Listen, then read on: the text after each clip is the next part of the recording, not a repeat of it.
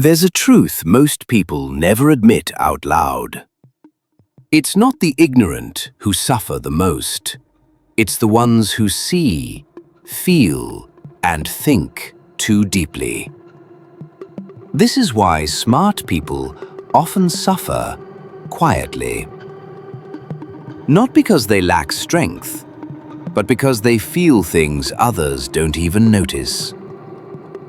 Intelligent minds carry layers, emotional, psychological, existential, all at once. They don't just analyze problems, they internalize them. They don't just notice flaws, they anticipate the unseen. And that tirelessly running mind never truly sleeps. First, intelligent people often think deeper than others. They don't settle for surface-level conversation. They want meaning. They want depth. Small talk feels hollow. It feels empty. It drains them. So they withdraw, not out of weakness, but out of clarity. Because to them, words are sacred, not noise. When someone doesn't speak, smart minds don't assume emptiness.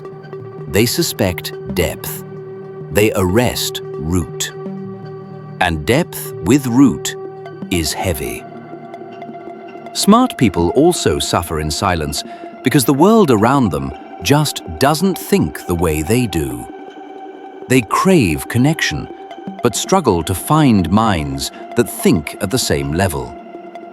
You can be surrounded by people and still feel alone. They want real conversations, not distraction. They want purpose, not entertainment. And they want understanding, not just attention.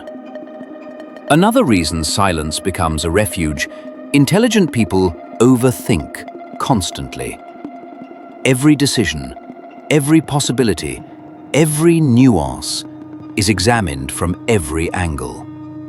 This isn't just thinking, this is mental hyper-awareness.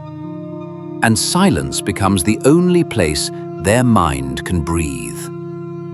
Smart people don't just struggle with overthinking, they also feel intensely. They notice suffering in others. They absorb emotional pain. They see injustice not as news headlines, but as real human consequences. They feel the weight of other people's pain, and they feel their own.